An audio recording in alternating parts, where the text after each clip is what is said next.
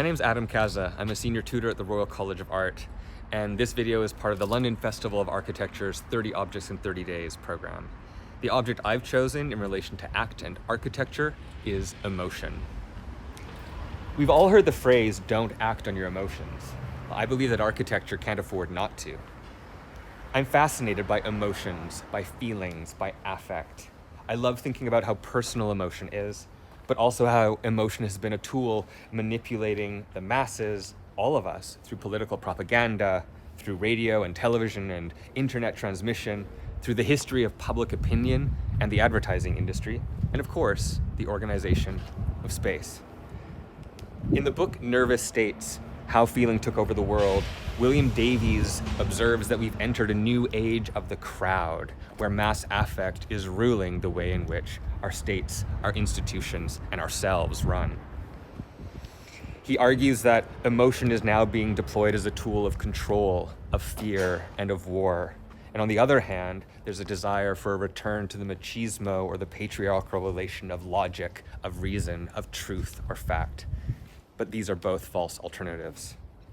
Davies argues that, quote, the categorical division between reason and feeling no longer functions because Descartes' idea of a disembodied rational mind is dead.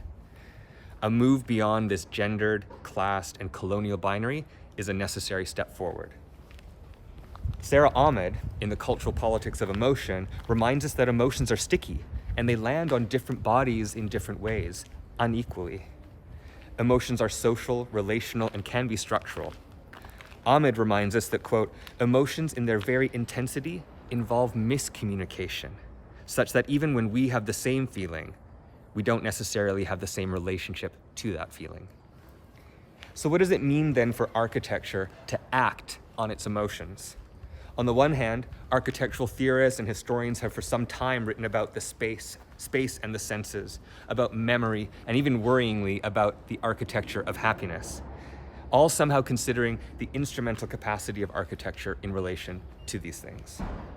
But what of the emotional intelligence, or non, of the people, collectives, architects, designers, activists who are making space today? How does one begin to have the language to speak, to name, to articulate, to ideate, to work through emotion in the studio? How can emotion create a language to allow for conflict, to embolden difference, and open vulnerability to think across our gendered, raced, classed, queered, and disabled bodies?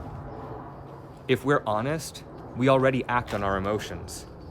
The task then of spatial pedagogy, of the office, the task of all of us involved in making spaces we spend our lives in is to bring emotion in. Not just as something that space provokes, but something necessary, urgent even, to the design of it.